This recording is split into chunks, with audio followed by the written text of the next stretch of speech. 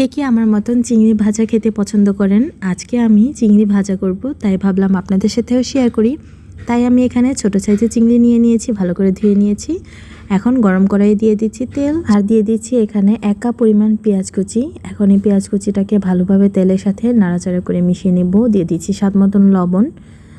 পেঁয়াজটা যখন ভালো করে একদম নরম হয়ে যাবে, তখন আমরা এখানে দিয়ে দিব সামান্য হলুদের গুঁড়া, মরিচের গুঁড়া, ধনিয়া গুঁড়া আর জিরার গুঁড়া। জিরার গুঁড়া কিন্তু একদমই অল্প পরিমাণে দিতে হবে, জাস্ট একটা স্মেলের জন্য সুন্দর। আর দিয়ে দিচ্ছি এখানে রসুন বাটা। রসুন বাটাটা একদমই অল্প পরিমাণ দিয়ে দিবেন।